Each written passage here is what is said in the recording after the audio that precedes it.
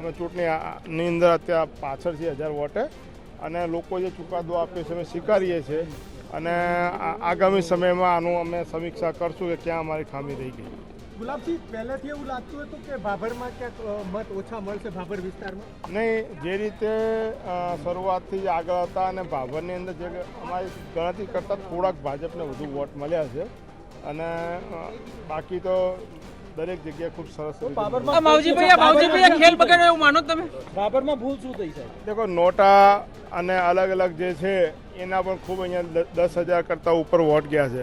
મારો નંબર પહેલાં ઉપર હતો અને નોટાને લગભગ 3500 જેટલા વોટ છેલ્લે હોય છે, એટલે એની અંદર પણ કદાચ વોટ ગયા છે, એ પણ અમારું નુકસાન થયું છે. એક ગણતરી એવી હતી કે માવજીભાઈ ભાજપના વોટ બગાડશે એની જગ્યાએ કોંગ્રેસના બગાડે એવું માનો તમે? હવે તો સમીક્ષા કરશું એટલે ખબર પડે અમને. લોકોએ ખૂબ સાથ સહકાર આપ્યો છે. વિપક્ષમાં હતા, તંત્ર એમની જોડે હતું, છતાં 1000-1500 જેટલા નજીવા વોટનું જ માર્જિન રહ્યું છે.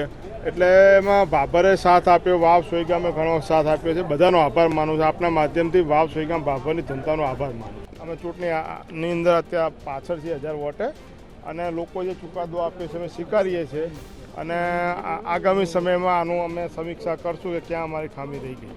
ગુલાબજી, પહેલેથી એવું લાગતું હતું કે ભાભરમાં ક્યાંક મત ઓછા મળશે ભાભર વિસ્તારમાં? નહીં, જે રીતે શરૂઆતથી જ આગળ હતા અને ભાભરની અંદર જે અમારી ગણતરી કરતાં થોડાક ભાજપને વધુ વોટ મળ્યા છે અને બાકી તો દરેક જગ્યાએ ખૂબ સરસ માવજીભાઈ ખેલ બગાડ્યો એવું માનો તમે?